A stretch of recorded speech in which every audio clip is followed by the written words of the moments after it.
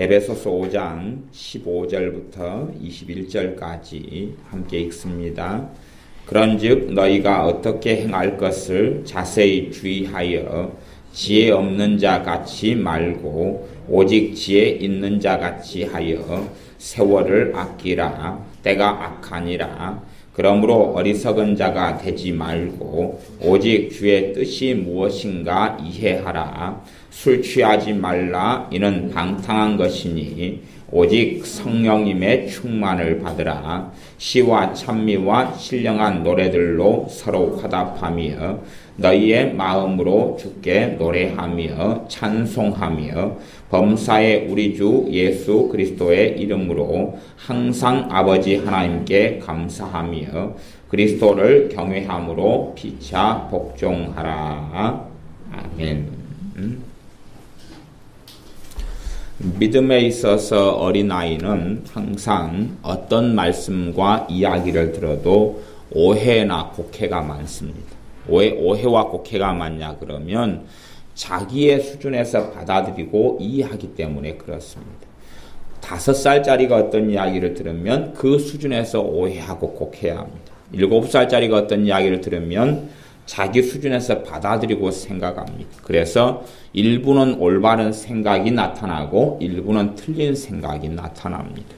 사실은 그러한 것이 많은 신앙생활에 있어서 말씀을 듣거나 읽을 때 생기는 무수하게 많은 문제를 이야기합니다. 물론 사람들은 그렇게 생각합니다. 대부분은 다 믿는 사람들은 생각하기를 나는 다 알아먹을 수 있다. 나는 다 이해할 수 있다. 그렇게 생각하는 경향은 꼭 가지는 것을 봅니다. 그러나 결코 그렇지 않습니다.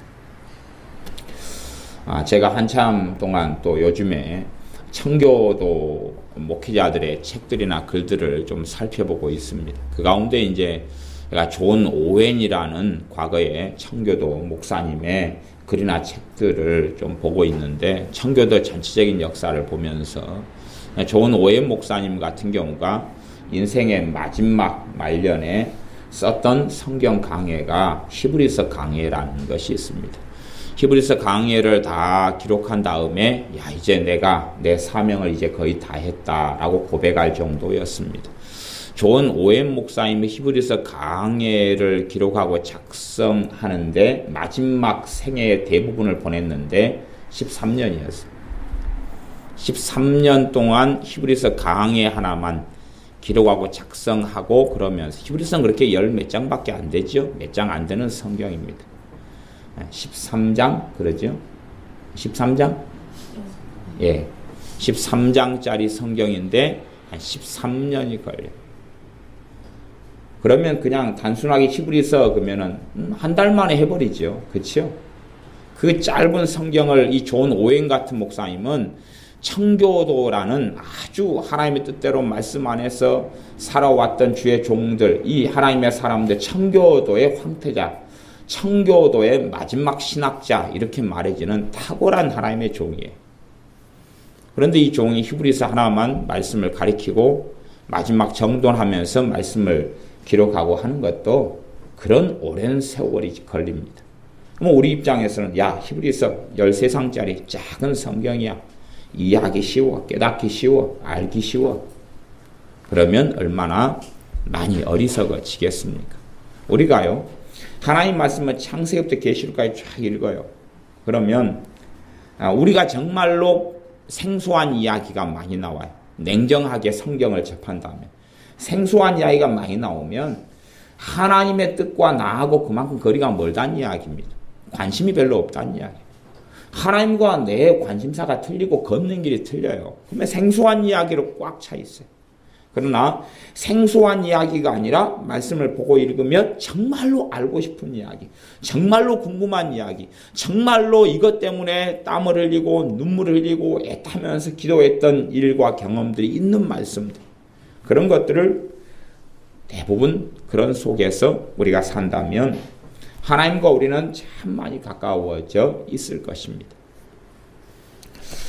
성경 에베소서 5장 15절부터 말씀을 통해서 그렇게 말씀합니다. 너희가 어떻게 행할 것을 자세히 주의하여 지혜 없는 자 같이 말고 오직 지혜 있는 자 같이 하여 세월을 아끼라. 때가 악하니라. 너희가 어떻게 행할 것을 주의하여서 지혜 없는 자 같이 하지 말고 지혜 있는 자 같이 하여 세월을 아끼라 그럽니다. 허송세월하지 말라 그럽니다. 시간을 허송세월하지고 낭비하지 말고 헛되이 보내지 마라. 시간이 흘러가면 더 어려워지는 것입니다. 아이들이 공부할 때를 넘기면 공부하기가 더 쉬워집니까? 어려워집니까?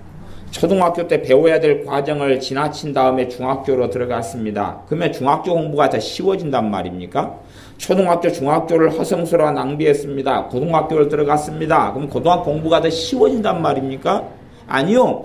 시간이 흘러가면 훨씬 더 복잡해지고 어려워지는 것입니다. 신앙생활을 시작했습니다. 예수를 믿고 살아갑니다. 주님을 닮아가지 않고 알아가지 않고 게으르고 나태하고 자기 마음대로 살아갑니다. 시간이 흘러가면 더 복잡하고 더 힘들고 더 험난함에 들어가게 되는 것입니다. 사람들은 착각하는 것 같아요. 굉장히 많이 착각합니다. 과거에 잘못된 신학 사조, 잘못된 이단 사상을 가진 사람들 중에 소시니언주의라는 사람입니다. 소시니언주의는 하나님의 극단적인 사랑에 빠져버린 사람들, 하나님의 대단한 사랑, 하나님의 사랑, 그렇게 완전히 빠져버려가 성경을 해석한 사람은 소시니언주의라고 그런 이단적 사상이 있었어요. 그것처럼 하나님 말씀의 극단성에 빠져서 하나만 빠져가지고 미치고 광적으로 들어가는데 그런 사람들은 참 많아요. 누가 그러냐 하면 기본적으로 어린아이 신앙을 가진 사람은 그래요. 어린아이 신앙을 가진 사람은 한 가지 측면에 그냥 파고 들어가고 몰입해요. 하나님 말씀의 균형을 이루지 못해요. 양면성, 진리의 역설성, 진리의 다면성, 진리의 양면성 속에 들지를 못해요. 조금 어려운 이야기를 하는 것을 양해해 주십시오. 칼빈주의에서는 제한 속죄가 있어요. 알미니안이나 웨슬리안은 보편 속죄가 있어요. 제한 속죄와 보편 속죄. 청교도라는 하나님의 사람들 속에서는 예를 들어 우리가 가장 존경하는 목사님 중에 한 명인 리처드 백스터 목사님은 보편 속죄를 청교도이면서 보편 속죄를 주장했어요. 그러면 제가 방금 말씀한 존 오웬 목사님 같은 이런 분은 정말로 뛰어난 하나님의 사람인데 이분은 제한 속죄를 주장했어요. 둘 다 무엇을 가지고요? 말씀을 가지고. 그래서 두 분이서 계속하여 우리가 존경하는 리처드 백스터 목사님과 리처드 백스터 목사님은 제가 신학 대학원 다닐 때도 그분을 가지고 제가 리포트도 쓰고 책도 쓰고 과제물도 제출하고 그렇게 했어요. 리처드 백스터 목사님. 참된 참목자상부터 시작해서 참 많이 정말로 하나님 뜻대로 살았던 주의 종이 리처드 백스터 목사님. 정말로 하나님 앞에 살았던 사람이 존 오웬 목사님. 존 오웬 목사님 삼위일체나 아니면은 죄 죽이기 아니면 성화 성령님에 대해서 깊이 있는 깨달음을 가진 주의 종. 이 두 분이서 신학적인 사조가 틀렸어요. 한 분은 제한 속죄, 한 분은 보편 속죄. 그래가지고 둘이서 계속 논쟁했어요. 한참 참 많이 싸웠습니다. 두 분이. 자신들이 주장하는 성경 해석과 진리를 가지고. 그러면 제한 속죄가 맞느냐, 보편 속죄가 맞느냐? 둘 다 맞고 둘 다 틀려요. 둘 다 맞고 둘 다 틀려요. 주님께서는 당연히 주님의 십자가의 피 흘리심은 모든 사람을 위한 피 흘리심이에요. 그것을 다른 말로 신학적으로 보편 속죄라고 그래요. 그러나 주님이 누구를 위해 죽으셨느냐 그러면 신자를 위해 죽으셨어요. 하나님의 백성과 자녀를 위해 죽으셨지 세상 사람이나 불신자를 위해 죽으시지 않으셨어요. 그걸 제한 속죄라고 그래요. 자, 이제 둘 다 타당성이 있죠?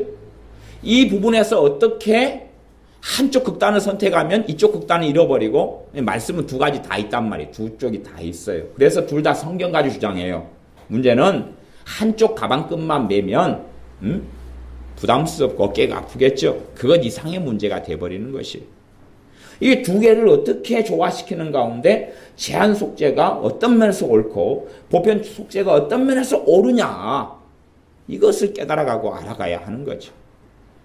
성경에 주님의 속죄에 대한 말씀을 하나로 쫙 취합하면 어떤 말씀들은 뿌러미가 어떻게 꿰지냐 그러면 제한 속죄로 꿰져요. 그 다음에 다른 쪽 주님의 속죄에 대한 말씀들을 쭉 모으면 보편 속죄로 꿰져요. 큰 뿌러미가 속죄에 대해서는 두 가지 뿌러미가 있어요. 물론 제가 어려운 이야기를 좀 했습니다. 관심 없는 이야기. 전혀 관심 없는 이야기. 주님의 제한 속죄에 대해서 듣고 깨달으면 그분의 속죄에 대한 깊은 은혜를 누릴 수 있어요. 주님의 보편 속죄에 대한 진리의 말씀을 듣고 배우면 정말로 만인을 부르시는 하나님의 인자하심과 긍휼하심을 알 수 있어요. 어느 걸 배우고 어느 걸 붙잡는 문제가 아니에요. 물론 이 주의 종들은 다 1600년 또 이런 주의 종들이었기 때문에 지금은 더 이상해. 그때 주의 종들보다 지금 신학은 더 복잡하고 더 이상해. 그런 것들이 아주 많습니다. 물론 제가 그분들보다 똑똑해서 두 개를 취합한다 그런 이야기를 하는 건 아니에요. 그분들이 가르쳐주고 그분들이 말씀 해석하고 한 것을 저는 도움을 받아가지고 그 위에 그분의 어깨 위에 그분들의 어깨 위에 올라서서 말씀을 보는 것이에요. 그러지 그분들의 어떤 기둥이나 말씀 해석이나 가르침이 없이 그렇게 되는 건 아니에요. 그분들이 저보다 100배, 1000배, 만배가 위대한 종들이에요. 그러면 이제 하나님께서는 에베소 말씀을 통해서 우리로 하여금 지혜 없는 자가 되지 말고 세월을 아끼라 그랬어요. 가만히 허송세월하고 살아가는 삶이 옳지도 타당하지도 않아요. 나아가 사람들은 그렇게 착각하고 생각해요. 하나님 마음이다. 말하자면 사람들은요, 사실은 대부분 신자들이 신학 사조를 크게 두 가지로 나눌 수 있어요. 하나는 알미니안주의, 하나는 칼빈주의. 성경을 해석하는 관점과 주장. 근데 대부분의 믿는 신자들은요, 설교는 알미니안 설교를 듣고 믿는 건 칼빈주의를 믿어요. 칼빈주의 가운데 어떤 걸 믿냐 그러면 칼빈주의 가운데 신학 사정이 하나가 있어요. 불가항력적 은혜. 불가항력적 은혜. 정말 누가 좋아하는 겁니까? 세월을 아끼지 않는 사람이 좋아하는 거예요. 하나님이 언제 은혜 주면 불가항력적 은혜라는 것은 하나님의 은혜를 사람이 거스릴 수 없다는 거예요.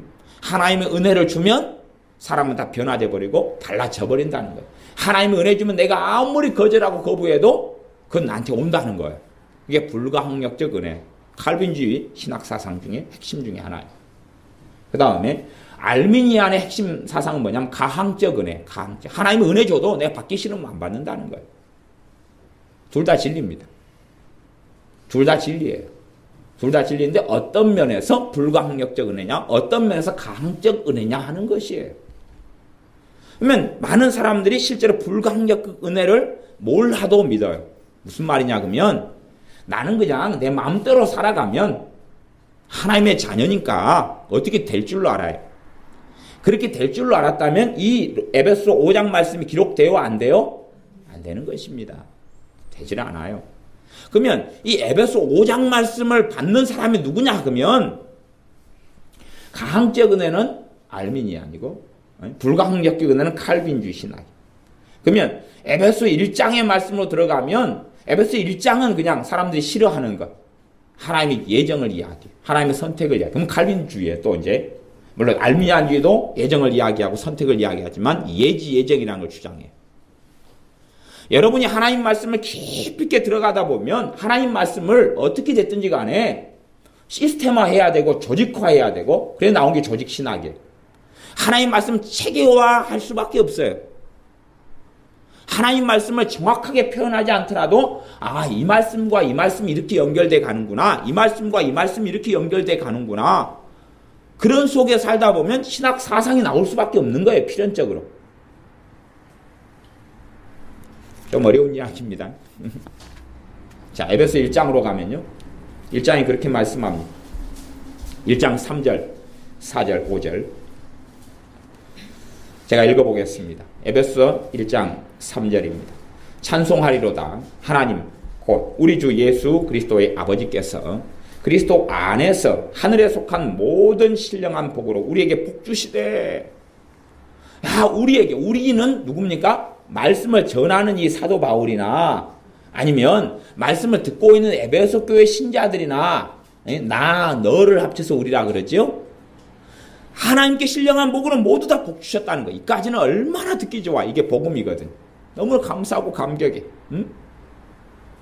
복을 주시되 4절 그 창세전에 언제요? 언제 그렇게 하나님이 시작하셨어요? 이 땅을 만들기 전에.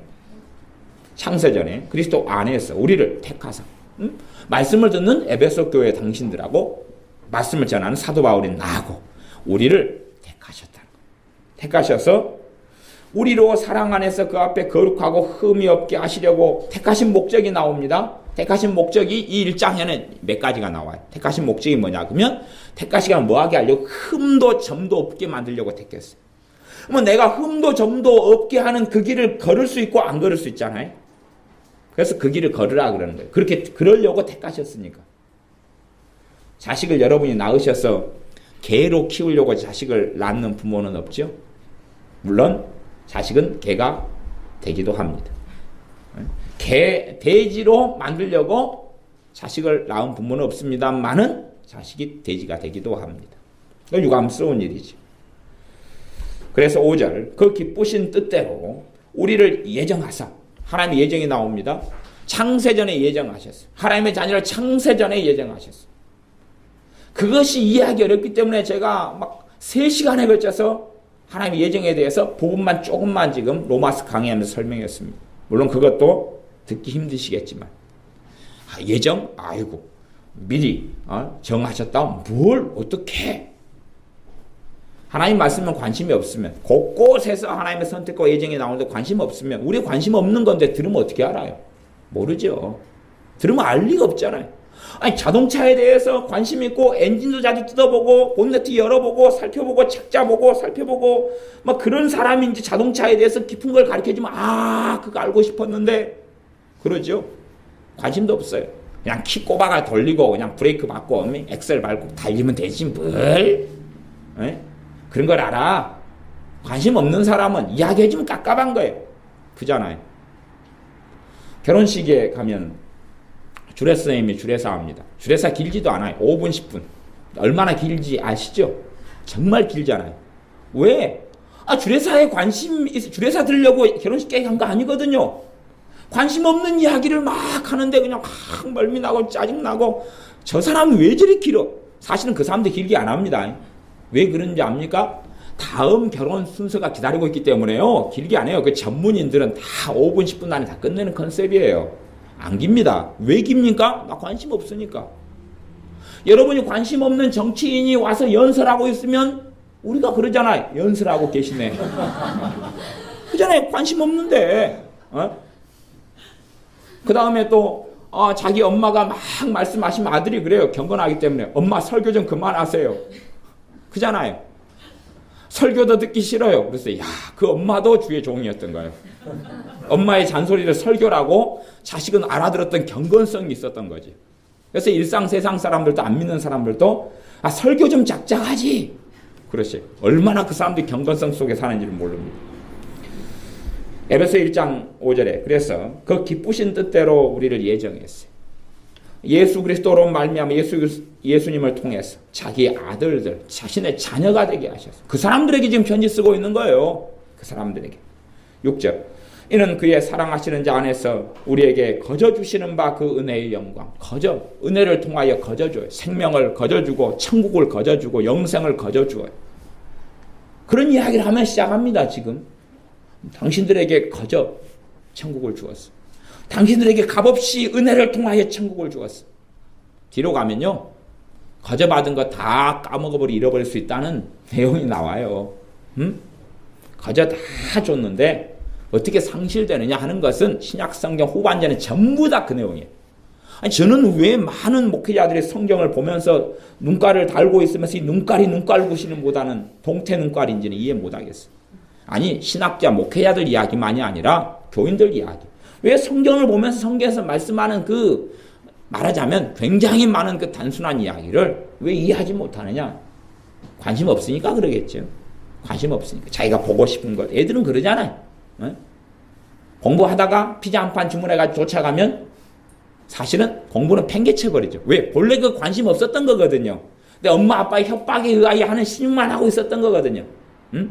무슨 이야기하면 공부하다가 쏠깃 하죠. 왜요? 그거 관심 없었던 거거든요. 신용만 하고 있었던 거예요. 신용만 하고. 그러니까 무슨 일 벌어지면 또 공부하는 신용하다가 야 공원에 놀러 가자 그러면 와 그리고 금방 일어나 버리죠. 방금 수학 문제 풀고 있었던 것 같은데 한 문제 수학 문제 푸는데 시간이 걸리잖아요. 그냥 벌떡 일어나 버려요. 아니 우리 교회 애들 이야기하는 거예요.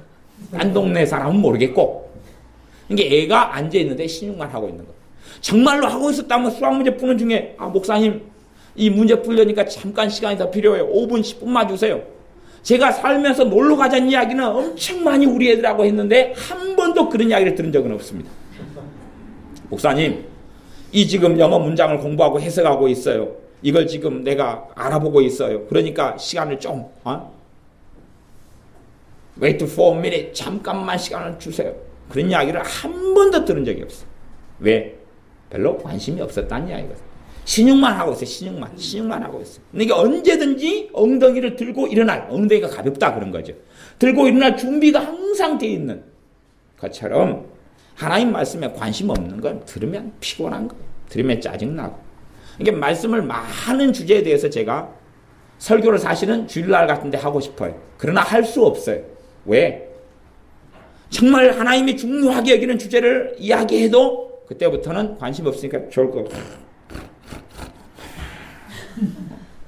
좋으실 테니까 관심 없는데 무관심할 테니 아니, 관심 있는 것 그것하고 주님 주신 것하고 이걸 어떻게 조화를 시키느냐는 거예요. 주님이 저 나라를 말씀하고 그게 관심 있는 게 돼야 될 텐데 어떤 분은 주님이 주셨는데 나는 관심이 없어요. 듣는 사람 이제 그건 중간에서 제가 복잡합니다. 주님 이쪽하고 이쪽 사정이 좀 안 맞는 것 같은데요.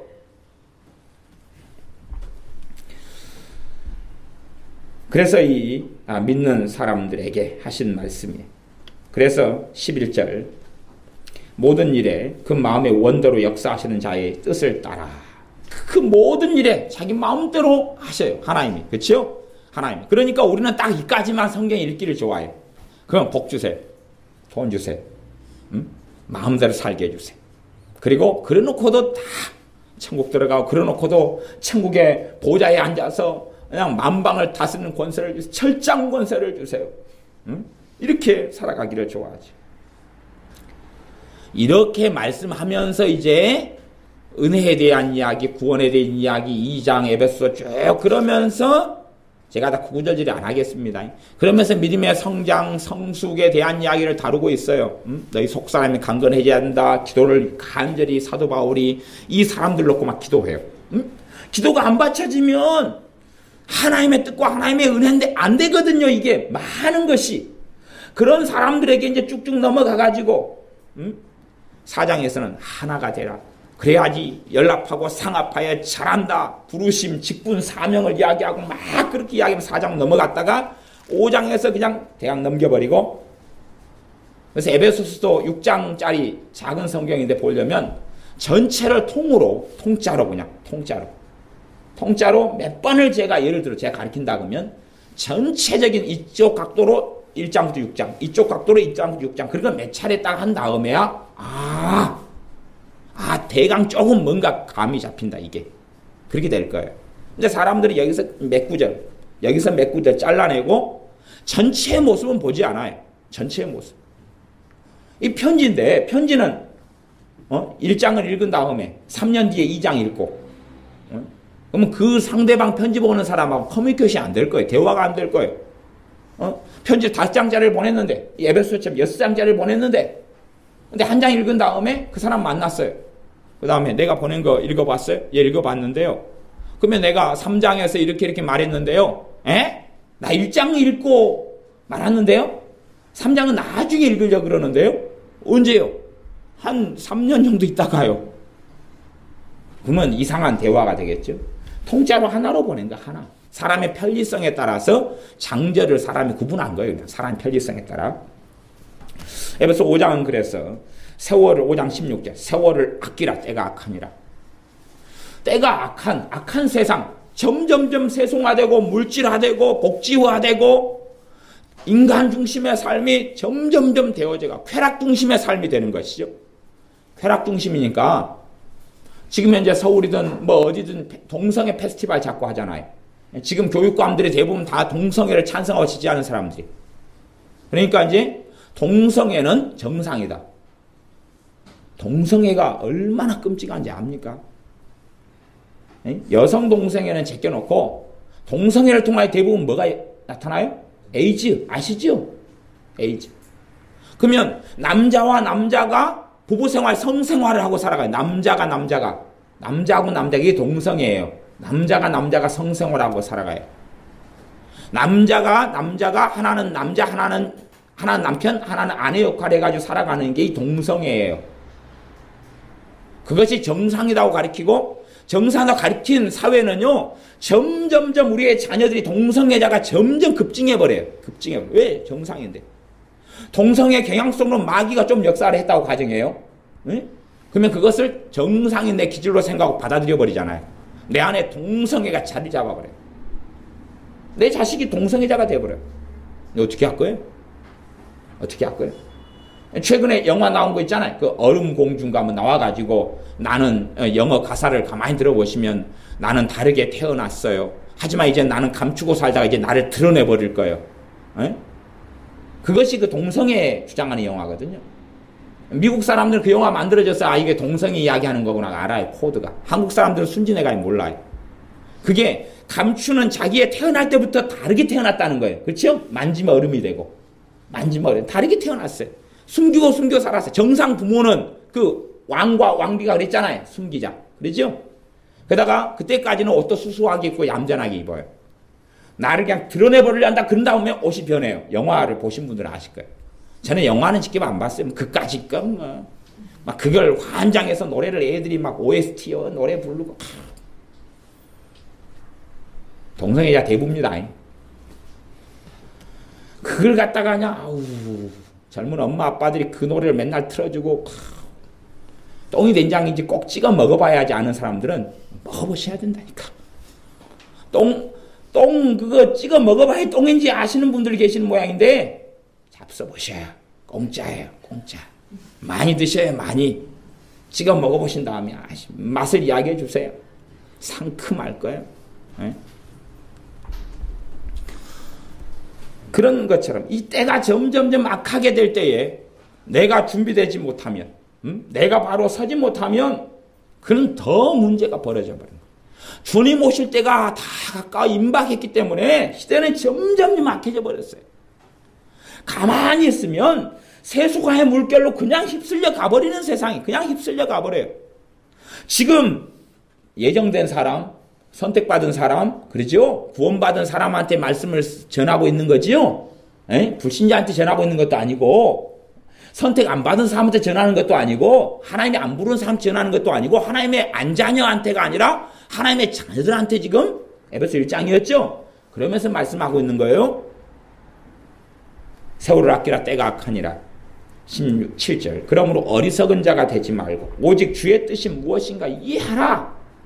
어리석은 자가 되지 말고 주님의 뜻이 먼저 좀 이해를 해라. 그 뜻을 이해하고 깨달은 다음에 그 뜻을 따라서 걸어가라. 그 말이에요. 그러면서 18절 술 취하지 말라. 술은 대표적인 것입니다. 방탕을 가져와요.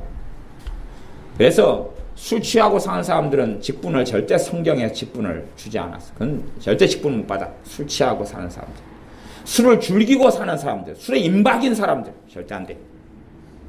그러면 술을 가까이 하는 사람은 뭐가 들어와요? 방탕에 들어와요. 그러니까 하나님의 역사를 볼 수 없어요. 하나님의 살아계심을 볼 수 없어요. 지금 에베소의 신자들 가운데도 그런 사람이 있었겠어요? 없었겠어요? 있었으니까 이야기하죠. 믿는 사람이 다 경건하고 다 성령 충만하고 이야기를 안 합니다. 나아가서요. 예수님 믿으니까 술이 끊겨져 버리고 그런 오토매틱 자동은요. 자동차 안에서만 찾으세요. 요즘에 자동차, 오토매틱 자동차 다 운전면허 그렇게 따잖아요. 자동차에서는 있는데요. 자동차도 사실 오토매틱이라 그래도 자기가 발로 막 밟잖아요. 그치요? 안 그럽니까? 버튼 누르니까 그냥 알아서 주인님 어디로 모실까요? 낙동강. 예 알겠습니다. 낙동강에 다 왔는데 오리알이 있는 대로 갈까요 말까요 주인님? 에? 그러지는 않지요. 오리알로 가자. 주인님 떠내려가서 어디 있는지 모르겠는데요. 어쩌면 좋아요. 찾아와. 그러니까 자동차가 주인을 팽 받고 던져놓고 자동차가 물속에 팍 들어가서 오리알 찾으러 들어가고 막 그러지는 않지요. 그런 자동으로 성령 충만이 임하질 않아요. 그런 게 어디 있단 말입니까? 이 택하심 받은 자녀 하나님의 자녀에게 술 취하지 말라는 방탕한 것이 오직 성령님의 충만을 받으라. 성령 충만이 그냥 가만히 뻘고 감나무 밑에 뻘고 안수 한번 받으니까 짜자자자자자 후라 그리고 온다고요? 오순절에 120명밖에 못 받았어요. 나머지 사람들 역사의 증인이 안 됩니다. 없습니다. 주님이 말씀 전하고 주님이 정말 3년 이상을 말씀을 전하고 복음을 전하는 사람이 단지 120명에 불과합니까? 주님 믿은 사람이 120명에 불과했다고요? 아니요. 훨씬 많아요.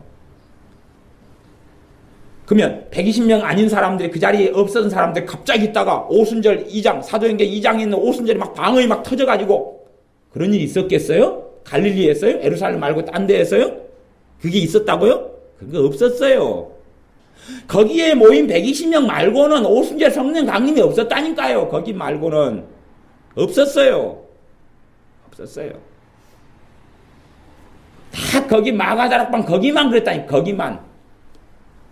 성령 충만을 그냥 믿으니까 그냥 받고 믿으니까 그냥 누리고 살고 성령 충만이 아니면 믿는 사람들의 삶은 답이 없는 거예요. 성령 충만이 아니면 거룩하게 될 수가 없어요. 성령님의 역사하심과 도우심이 아니면 죄를 끊을 수가 없어요.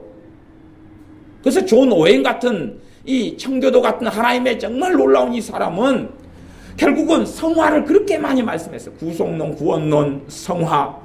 그래서 이분은 구원론과 성화를 하나 묶어버렸어요. 여기에서 이제 잘 다룬 것이 있고 못 다룬 것이 있고 이게 좀 나눠져요. 그런데 성화를 그렇게 다루다 보니까 죄 문제를 안 다룰 수가 없었고 죄 문제를 다루다 보니까 결국은 성령님에 대해서 깊이 있는 이해를 가져서 성령님에 대해서 끊임없이 책을 쓸 수밖에 없었어요. 물론 그래도 이제 존 오웬 목사님이 아마 돌아가실 때까지 한 60권에서 80권인가 68권인가 80몇 권인가 밖에 안 쓰셨어요. 갖고 나중에 그것이 한 22권인가로 다 압축돼가지고 책이 나왔는데 1600년도 주의 종이에요. 근데 성령님에 대해서 깊이 있게 알아갈 수밖에 없어서 성령님에 대한 이야기를 많이 하고 책을 많이 썼어요. 왜냐하면 성령 하나님이 아니면 성화될 수 없고 성화된다는 거 예수님을 닮는다 그 말이. 예수님과 함께 살고 동행한다. 다른 말로 그 말이. 하나님을 기쁘시게 하는 삶을 산다 그 말. 하나님의 뜻을 따라 삶을 산다 그것이. 물론 하나님의 뜻이 정확하게 이렇게 어리석은 사람은 인간 사변과 아리스토텔레스적인 철학과 플라톤의 철학 사상을 가지고 인간 사변을 생각해서 하나님의 뜻이 정확하게 오늘 아침에 김치 먹는 것, 오늘 아침에 된장국 먹는 것 그렇게 생각하겠죠. 그런 식의 뜻을 부모가 자식한테 가지고 있는 경우가 없지요. 그지요? 하나님은 그런 식의 뜻을 안 가지고 계십니다. 근데 극단적인 예정론으로 가면 그런 것까지도 이제 다 뜻이 있다는 거예요. 뭐 여러분들이 이제 내일 아침에 열심히 기도하셔서 하나님이 원하는 국과 반찬을 찾으셔야 돼요. 한 걸음 더 나아가서요. 하나님이 정확하게 쌀알 메달로 밥을 먹으라 했는지까지 알아내셔야 돼요. 응? 같은 이야기 아니에요? 그지요? 무슨 쌀알로 밥을 해 먹으라고 했는지 그 다음에 쌀도 종류가 많다는 걸 알면 멀미납니다. 수입산, 국산, 또 종자 많다는 것 아시죠? 에? 나아가서 그럼 그 쌀을 어디에서 구입할 구입처는요 수만 군데 이상이니까 응답 잘 받으셔야 돼요. 에? 동네에 살았는지 지마께 살았는지 11번가에서 살았는지 에? 아는 분 농촌에 가서 해남 쌀을 사오라는지 밥 한 끼 못 먹고 굶어 죽습니다. 문제는 하나님의 뜻을 못 이루었다는 그런 식의 예정은 존재하지 않아요. 그러면 여러분이 화장실 가는 시간도 하나님께 물으세요. 지금은 시계도 있으니까 알아맞기가 쉽겠네. 오 주여 몇 시 몇 분에 큰 거 응답으로 갈까요? 3시 37분 53초니라. 앞에 사람 화장실 들어가 있어요. 오늘 지연이처럼. 우리 강기수 지사님이 많이 기다리셨어요. 어우. 그러면 우리 집사님이 하나님 뜻을 이루고 싶은데 이 앞사람이 정체가 일어나가지고 이게 하나님 뜻을 이룰 수가 없는 거예요. 어? 그런 건 없단 말이에요. 그런 예정은 없어요. 그런 게 있다고 생각하면 변태 아니겠어요? 그런 건 없어요. 이 어리석은 인간 사변으로 많이 흘러가 버리면 아주 변태적이 되어버립니다. 직장과 직업에 대한 하나님의 뜻은 있어도 정확히 무슨 직장을 가지고 살아야 하나님을 기쁘시게 한다 그런 거 없어요. 그런 게 있답니까? 결혼에 대한 하나님의 뜻이 있어도 누구랑 함께 결혼해야 하나님의 뜻이다 그런 거 없어요. 그런 게 있답니까? 기본적으로 수학을 조금 알면 한 사람이 한 사람 잘못 골라버리면 다 틀려져 버려요. 그럼 반대편 안 고름 당한 사람은 어떻게 할 거예요? 또 딴 사람 고르죠.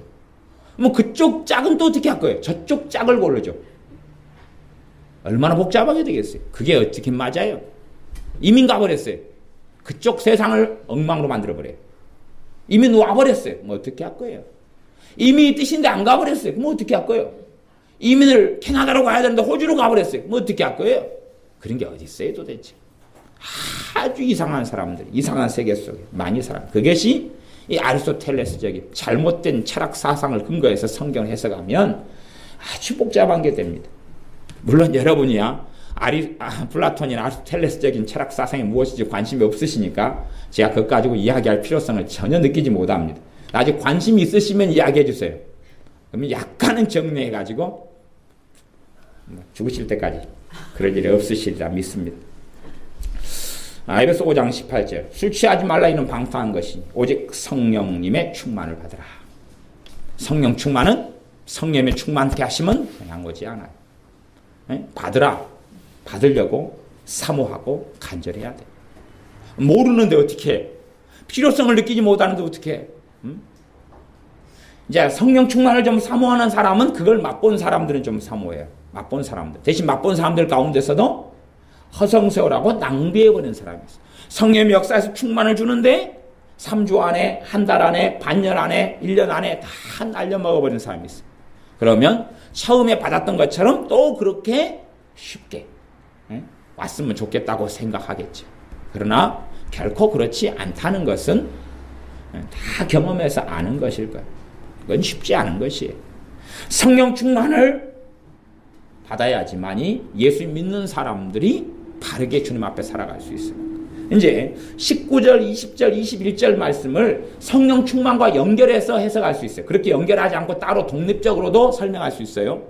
연결해서 해석하는 주의 종들이 많아요. 꽤 깨어있는, 기도하는 하나님의 사람들 가운데. 그러면 성령 충만의 결과로 19절, 20절, 21절이 일어난다고 이렇게 볼 수 있어요. 성령 충만하면 어떤 게 성령 충만입니까? 성령 충만하면 시와 찬미와 신령한 노래들이 나타나요. 시와 찬미와 신령한 노래들이 나타나요. 말하자면 막 찬양이 막 솟아나고, 그죠? 갑자기 막 기도가 깊어지고. 왜? 성경에는요 시와 기도의 경계선이 약해요. 시와 기도의 경계선이 별로 없어요. 고백하는 것과 기도의 경계선도 별로 없어요. 사실 깊이 들어갑니다. 왜? 고백하는 것 속에 성령의 놀라운 애언적인 기름 부으심이 나타나고 그러거든요. 경계선이 별로 없어요. 시와 찬미와 신령한 노래들, 영적인 노래들, 하나님 성령으로부터 온 노래들, 또한 깊이 있는 주님을 사랑함으로 솟아나는 노래들, 그런 것들이 막 솟아오른다 그 말이에요. 서로 화답하며 그것이 이 사람 저 사람이 있어서 서로 상호간의 믿음을 도와줘. 너희의 마음으로 주께 노릇하며 마음 안에서 노래가 생겨요. 마음 안에서 찬양이 생겨요. 심령 깊은 곳에서 찬양이 생겨요. 그리고 찬송이 생겨요. 20절 범사에 우리 주 예수 그리스도의 이름으로 항상 아버지 하나님께 감사하며 감사가 생겨나요. 환경을 초월한 감사가 생겨나요. 물론 좀 그런 이야기를 하면 죄송한 이야기가 됩니다. 성령 충만의 그냥 실제적인 경험상에는 급수가 있는 것처럼 보여져요. 급수는 없습니다. 뭐 태권도 학원 가서 1급, 2급, 뭐 1단, 2단 그런 급수는 없습니다. 근데 제가 말하는 것은 강약이 있어요. 성령 충만의 강약이. 굉장히 강하게 막 이렇게 임하는 사람들이 있고 약하게 임하는 사람들이 있고 그런 강약은 있어요. 아마 사도행전 2장에 있는 오순절 성령 강림 정도는 그 정도는 아마 역사 이래로 무수히 많긴 했습니다. 사람이 많고 장소가 많고 나라가 많고 민족이 많으니까 역사적으로는 굉장히 많았어요. 굉장히 많으나 우리 대한민국 입장에서 따진다면 이제 우리 살아가는 나 입장에서 따진다면 적은 거죠. 대한민국의 입장에서 따진다면 아마 과거에 제가 경험했던 80년대, 70년대 이 기도원들 그런 입장에서는 밤마다 이게 있었어요. 밤마다 오순절 사도행전 2장 같은 역사가 밤마다 있기도 했어요. 그러니까 그런 제가 그 입장에서는 와 그리고 밤마다 경험하고 보았어요. 그런데 아마 저하고 여러분은 사는 세계가 틀렸기 때문에 여러분 대다수는 밤마다 그걸 경험하지는 못하셨을 거예요. 저는 80년대에 막 이럴 때 중반 끄면 날마다 그걸 봤단 말이에요. 날마다. 와 이렇게 사람이 변해. 이렇게 마약이 끊어져. 이렇게 알코올 중독이 끊어져. 술 마시다가 불이 임하니까 어떤 데는 막 불이 임하니까 땀에서 까만 물이 흘러요. 까만 물이 막 땀이 쭉쭉 나면서 까만 물이 흘리면서 몸에 있는 니코틴과 알코올 독성이 막 빠져. 이게 제가 시간이 흘러서 제 해석하기에 그리고 또 그 경험했던 분들이나 이런 분들이 몸이 아주 가뿐하다 그래요. 어떨 때는 놀라운 성령 역사 나타나가지고 3일 지나니까 다 그렇게 돼야 되는데 몸무게가 20kg가 빠져요. 몸무게 20kg 빠져. 그러니까 그 비만이 도대체 어떤 부분에 어떤 부분인지 몰라요. 근데 그분이 일단은 그래서 20kg 빠져도 그분 자체가 좀 80이 좀 넘으셨어요. 몸무게 이야기, 몸무게가 80이. 근데 체격이나 키가 큰 게 아니고 옆으로 이렇게 드럼통 이렇게 이런. 근데 20kg가 쫙 빠져. 막 그런 기적과 역사는 굉장히 많이 있었어요. 그러니까 신기하고 놀라운 거예요. 놀라워요. 요즘에는 뭐 진동 이런 걸 별로 경험 못 하지만 좀 가면 막 손이 흔들려. 계속 사람들 막 흔들고 흔들다가 자기도 유치를 못 해. 그러다가 딱 그래도 안 움직여 이게. 갖고 막 밥 먹을 때 되면 또 좀 봐줘요. 성령님. 밥 먹을 때 또 괜찮다가. 그다음에 기도만 하면 더 움직이다가 막 성령님 역사만 하면 막 움직이다가 이런 걸 한 2주 하고 나니까 마음이 많이 깨끗해져요. 마음이 많이 깨끗해진다는 이야기는 세상에 대한 사랑들이 많이 끊어져. 세상에 대한 그런 정욕들이 많이 끊어져. 그런 놀라운 성령의 역사들을 저는 굉장히 자주 받고 경험했어요. 근데 그런 것을 이제 90년이 넘어선 다음에는 별로 볼 수가 없었어요. 제 경험으로는 한 95년 이후로는 제 삶이나 다른 사람의 삶이나 그 놀라운 성령의 역사를 별로 보지를 못했어요. 왜 그럴까요 도대체? 왜 그럴까요? 그러니까 성령님의 역사하심에 대하여 그분의 능력으로 역사하심에 대하여 무관심해요. 에베소 교인들도 그랬는지 몰라요. 가만히 있으면 되겠지. 하나님이 나 선택했으니까 될 거야. 그래서 정말로 많은 장로교 신자들은 인생과 삶이 비참하게 돼버리고 말아요. 왜? 장로교 신자들, 장로교 신자가 아니라도 그래요. 에? 하나님이 알아서 해주겠거니. 알아서 해줘. 그리고 자신은 엎드리지 않아요. 자신은 주님 앞에 굴복하지 않아요. 자신은 무릎 꿇지 않아요. 어떻게 해주겠거니? 그렇게 해주신다면 이 성경은 기록될 이유가 없는 거예요. 물론 기록합니까? 알아서 다 해줘. 감사만 해. 찬양만 해. 그럼 다 해줘. 아니요. 우리가 술 취하는 걸 선택하면 성령하고 상관없어요. 성령 충만하고 상관없어요. 그냥 술 충만해. 술 충만해. 그래서 세상에 방탕하고 세상에 들어가는 가장 기본은 술이에요. 기본은 술이에요. 그냥 술이고 두 번째 술 친구하고 어울리면 돼요. 내가 안 마시더라도 술 친구만 어울리면 돼요. 왜? 그 사람 안에 뭐가 들어가 있어요? 방탕이 들어가 있죠. 방탕이. 그지요? 방탕이 들어가 있잖아요. 방탕이 들어가 있는 사람 입에서 뭐가 나와요? 방탕이 나오죠. 예수 믿는 사람은 못 살아요. 그냥 그렇게 살다가 지옥에 가면 가뿐해요. 별거 없어요. 좀 믿는 신용하다가 그냥 지옥에 가면 돼요. 네? 술 친구들하고 내가 친구다. 쉬운 말로 해드릴게. 사자성어, 유유상종, 금묵자흑. 같으니까 그래. 내 안에 하나님을 경외함이 없으니까 코드가 맞아요. 응? 내 안에 하나님을 사랑함이 없으니까 코드가 맞아요. 내 안에 진리의 성령이 역사하지 않으니까 코드가 맞아요. 백날 천날 똑같은 거예요. 만날 똑같은 거예요. 술 친구들하고 나하고 코드가 안 맞아요. 그들을 사랑하는 것하고 그들과 분리되는 건 다른 것이에요. 우리는 구별된 삶을 살라고 분리된 삶을 살라고 분리라는 것이 그들과 살지 말라는 게 아니라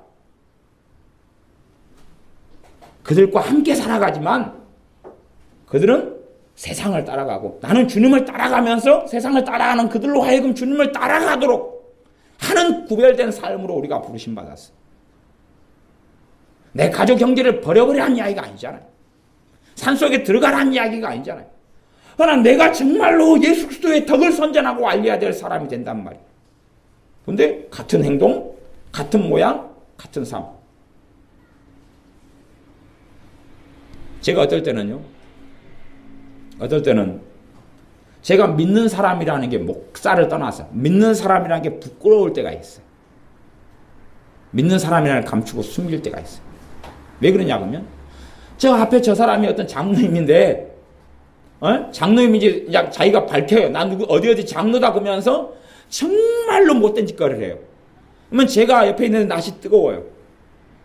그래서 내가 그 상대방 앞에, 그 상대방 되는 사람 있잖아요. 이 장로님이라는 사람한테서 그냥 당하는 사람, 그냥 그 사람한테 잘못된 관계 속에 엉망이 된 그 사람한테 내가 예수 믿는 사람이라는 걸 하는 게 수치스러운 거예요. 그래서 차마 하나님 믿는 사람이라고 이야기를 못하겠네. 그렇게 정말로 예수를 믿는 사람들이 예수의 얼굴에 똥칠을 하고 살아가는 사람들이 있어요. 그건 똥칠인 거예요. 똥칠이 따로 있는 게 아니에요. 주님의 이름을 모욕하고 더럽히고 살아가요.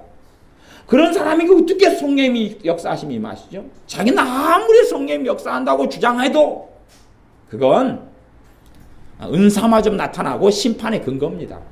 심판하시는 하나님의 이유가 되는 것입니다.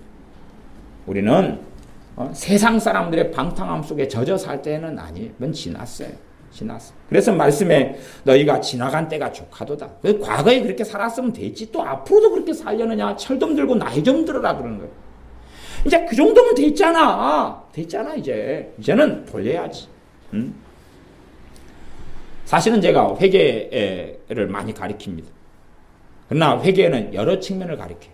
여러 측면을 가리키니까 한쪽 측면만 듣다 보면 이게 다인갑다 착각할 수 있어요. 저는 회개는 굉장히 여러 측면이 있어요.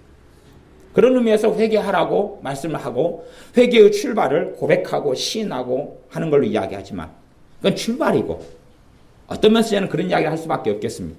제발 회개기도 좀 하지 마십시오. 제발 회개기도 좀 하지 마십시오.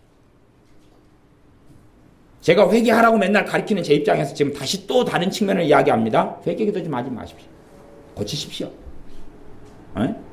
맨날 잘못했다고 하지 말고 안 하면 될 거 아니에요. 안 그렇습니까? 맨날 오빠가 돼가지고 동생을 때려요. 때리고. 니 왜 그랬어? 엄마 잘못했어. 다음부터 안 그럴게요. 다음날 또 줍해요. 니 또 왜 그랬어? 잘못했어. 용서해 주세요.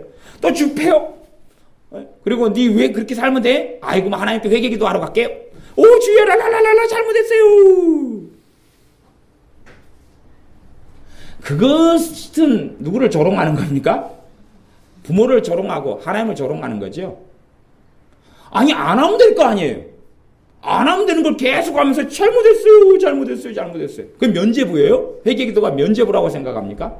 새로운 교황파가 생겼는가요?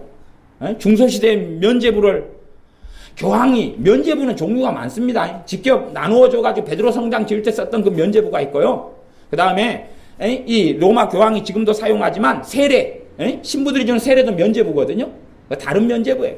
그 다음에 고해성사 그것도 면죄부거든요. 그 웃기는 짓거리 하지 말라 이거예요. 면죄부예요 그게. 우리도 기독교 개신교회 안에서도 면죄부가 무진장 많습니다. 면죄부는 주여 잘못했나이다 그 면죄부예요. 됐다. 언제 됐다 그랬어요 주님? 요한일서 1장 7절 말씀 너희가 빛 가운데 살아가면 예수의 피가 너희를 깨끗게 할 거야. 빛 가운데 살아. 잘못했다고 맨날 그러지 마. 그 다음에 1장 9절 너희가 너희들을 자백하느니 나와요. 그러니까 맨날 잘못했다고 그러지 말고 안 하면 될 거 아니에요. 맨날 왜 동생하고 이 형제하고 싸우면서 또 잘못했어요. 그리고 그럴 수는 있어요. 하지만 잠깐의 기간만 그래야 되는 거예요. 5살, 7살이 싸웠어요. 잘못했어요. 그래 5살, 7살이니까 그래. 조심해. 싸우지 마 형제끼리는. 그 다음에 다시 5살, 7살이 넘어가지고 이제 10살, 12살 됐어요. 또 개판 5분 전원 싸워요. 잘못했어요. 그럴 수 있어요. 이제 18살하고 20살이 됐어요. 그래도 싸워요. 잘못했어요. 면죄부라고 생각하십니까? 면죄부예요. 그게 뒤지게 맞고 더 맞아야 되죠. 제가 우리 애들하고 어제 남해 갔어요. 남해 교회 애들이랑 또 식구들이랑 몇 분이랑 같이 남해로 놀러 갔어요. 그래서 제가 애들한테 그랬어요. 함께 간 애들한테. 저거 똑바로 봐라. 그랬어요. 내가 똑바로 봐라 건 게 헤이 졸지 말고 당신 내가 뭘 보라 그랬어? 승규 내가 뭘 보라 그랬냐고. 기억 안 나지?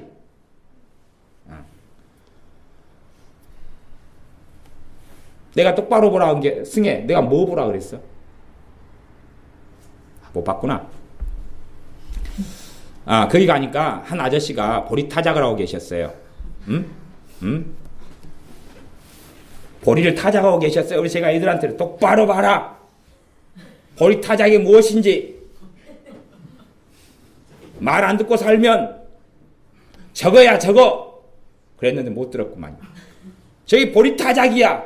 그 아저씨가 우리같이 관광객을 위해서 보리를 베어다가 쫙 깔아놓고 돌길을 갔다가 계속 이렇게 우리 관광객을 위해서 그러시더라고요. 기계가 다 있어도 보리 타작을 하고 계시더라고요. 그러니까 제가 애들한테 저게 보리 타작이라는 거야. 보리 타작 알겠어? 하나님의 자녀가요. 내가 계속 어그러진 길로 가요. 그럼 뭐 하시겠어요? 보리 타작 하시면 보리 타작. 보리 타작. 이슈 보리 타작. 보리 타작. 내가 잘못된 삶의 길로 걸어가는 걸 그쳐야 되는 것이. 이게 회개의 이제 마지막 결과물인 것이. 내가 잘못했습니다. 그건 한두 번, 두세 번이면 족한 것이. 그 이후로는 이제 고쳐야 되는 거예요. 고쳐야 돼. 주님, 내가 고치겠습니다. 고친 다음에 주님 앞에 나아가지고 고치게요. 어떤 사람은 안 고치면서 기도를 안 하겠다는 거예요. 이제 못돼 먹은 심성은. 고친 다음에 기도하고 고친 다음에 예배드려야지. 어이구. 그런 사람은 그냥 아주 우리 집 똥똥 속에 3박 4일을 집어넣어가지고 똥독이 오르게 만들어버려야 되는데. 아주 별 사람이 다 있는 것이. 술 취하지 말고 세상 방탕에 들어가지 말고 방탕에 출발하는 술이에요. 왜 그런지 압니까? 술 취하면 잡아보세요. 술 한잔 했어요. 그러면 이제 속에 정제되지 않은 약이 정제되지 않은 약이. 사탕수수를 그냥 설탕 대신 먹으면 정제되지 않았죠. 사탕수수가. 그러죠? 걸러지지 않은 이야기. 사람 마음은 이리 흘러가고 저리 흘러가죠. 그잖아요. 흘러가는 더러운 이야기가 어디로 통해 나와요? 아니죠. 그때는 주둥이라 그러는 거죠. 주둥이를 통해 나와요. 정제되지 않은 이야기, 더러운 이야기, 이리 흘러가는 감정, 저리 흘러가는 감정, 썩은 이야기는 주둥이를 통해 나와요. 그때부터. 그래가지고 온갖 더러운 걸. 마지막 나오는 폭포수가 또 있어요. 아시죠? 오바이트라고. 마지막 나오는 주둥이를 통해 나오는 폭포수가 있어요. 그것도 동네 개들은 좋다고 또 주 먹어요. 동네 은행 나무 밑에다가 해야 돼. 그럼 동네 개들이 지나다가 또 감사합니다. 맛있어요. 그리고 고기가 좀 적은데요. 그리고 먹어요. 이게 이 술 먹기 시작하면 그때부터는 이제 통제와 절제가 안 돼요. 정제된 이야기가 나와. 정제된 이야기가. 이 마음 안에 정돈된 이야기가 나와. 정돈된 이야기. 정돈되고 절제된 이야기가, 깨끗게 된 이야기가 나오는 것이. 그러면 여러분이 귀한 손님이 왔는데 여러분 김치 찌꺼기 더러운 거 묻은 거 설거지하는 그 밥그릇에다가 시어머니 오고 시아버지 오면 밥 담아줄래요? 먹다가 내가 막 된장 묻히고 고추장 묻히고 범벅이 되는데 시어머니가 왔어요. 그러니까 아버지 기다려보세요. 거기다가 내가 먹던 거에다가 그냥 밥 한 그릇 떠 얹어가지고 아버지 잡으세요. 이 정제되지 않은 깨끗하지 않으냐. 그러면 시어머니 시아버지가 아이고 내 며느리가 먹던 밥알, 며느리가 먹던 김치 쪼가리, 며느리가 먹던 고춧가루 달라붙어 있으니 정말 향긋하고 맛있구나. 된장은 좀 넣고 간장 좀 적게 들어간 것 같아. 간까지 미리 다 해줬냐? 그렇지 되지 않지요. 정제되지 않냐. 왜? 술을 먹으면 의지력이 없어져. 이제 내 의지력이 없어져. 그러니까 흘러가는 대로 토해내는 거. 이렇게 흘러가는 대로. 삶은 온통 더러워지는 거예요. 삶은 온통 더러워져요. 그런 사람하고 함께 모여 살아가요. 그러지 말고 교회로 오세요. 괜찮아요. 우리가 잘 먹기 때문에 음식물 쓰레기도 좀 많아요. 부어드릴게요.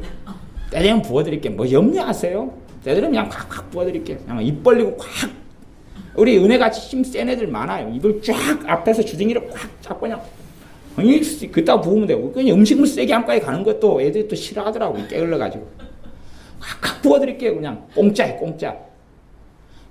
술 속에 들어가면 방탕 속에 들어가면 그런 방탕을 통해 오바이트하고 썩은 이야기를 서로 범벅을 한 사람들과 친구로 살아가고 지내가요.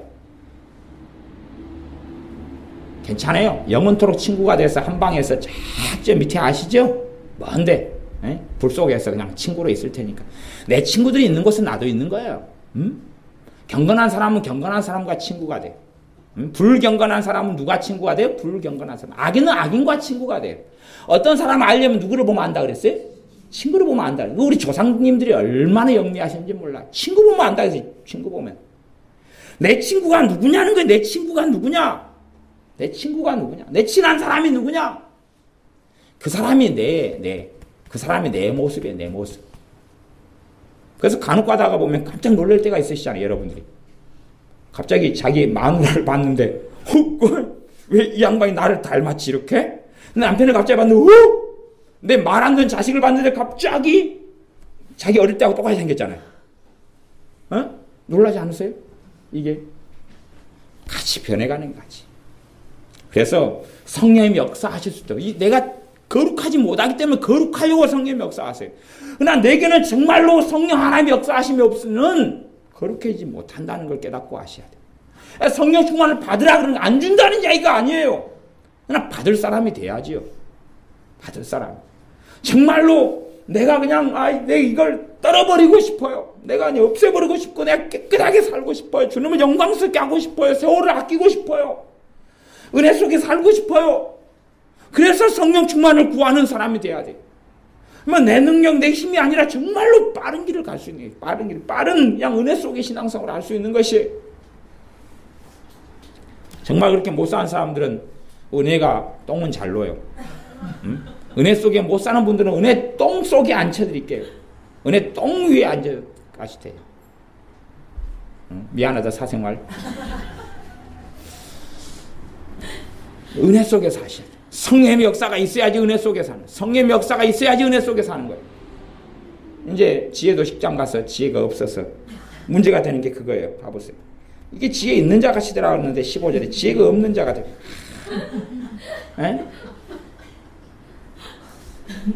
지혜 없는 자를 살아가면 안 되죠. 지혜 없는 자는 세상 속에서 그냥 막 가가지고 그냥 마음대로 그런 거기서 허송세월하고 낭비하는 것이 황금 같은 시간들을 낭비하는 거예요. 어리석어져 가지고 꼬마 아이는 하나에 몰두하고 몰입하는 것처럼 하는 쪽에 몰입해가지고 그 속에서만 그냥 살아가는 거예요. 하나에 몰입해가지고. 성령 충만을 함께 받아야 되겠습니다. 다시 성령 충만을 통하여서 삶이 변하고 생각이 변하고 마음이 변하고. 그러나 자동적인 아니에요. 자동적이 아니에요. 성령 충만을 이미 경험하면서 시작했던 교회가 에베소 교회예요. 12명이 성령 충만 받으면서 시작했던 교회가 이 에베소 교회. 그건 사도행전 19장에 나와요. 그런데도 성령 충만을 또 받으라 그러는 거예요. 거기서 시작한 교회인데도. 왜? 성령 충만은 시간이 되면 또 없어지고 사라지고 그러기도 해요. 왜요? 우리가 세상을 자꾸만 사랑하고 세상을 추구하고 탐욕, 욕심 그 속에 살아가고 죄악 속에 끊임없이 살아가기를 즐겨할 때 성령 충만은 없어져 가는 것이. 다시금은 또 받아야 되고 또 받아야 돼요. 그래서 믿는 사람이 죽을 때까지 성령 충만을 받고 그 속에 살다가 주님 만나는 것이. 그런 사람이 부끄러움을 당하지 않고 그런 사람이 주님 보실 때 기름을 준비한 지혜로운 다섯 처녀, 슬기로운 다섯 처녀라 라고 말씀하시는 것입니다. 기도하겠습니다.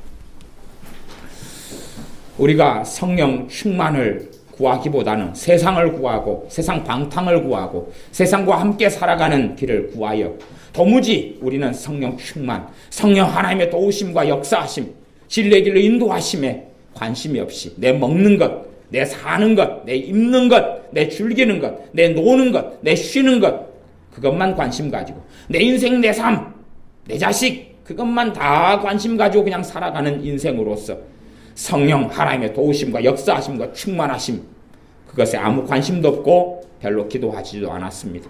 단지 또한 자동적으로 어떻게 되겠지 하는 요행수 가운데 로또 복권처럼 성령 충만을 구하였던 적들이 많습니다. 우리를 긍휼히 여겨주셔서 우리가 이제는 정말로 성령 충만의 긴급성과 필요성을 깨닫고 알며 성령 충만을 간절히 사모하고 구하여 예수를 믿는 우리가 성령 충만을 통하여 하나님의 뜻을 이루며 성취하는 우리가 되게 하여 주시옵소서. 그리하여 마귀와 싸우는 전쟁에서 전신갑주를 성령 충만을 통하여 진리가 역사함으로 말씀이 역사함으로 전신갑주를 입어서 마귀와 싸움에서 또한 승리하는 우리가 되게 하여 주시옵소서. 예수님의 이름으로 기도하옵나이다. 아멘.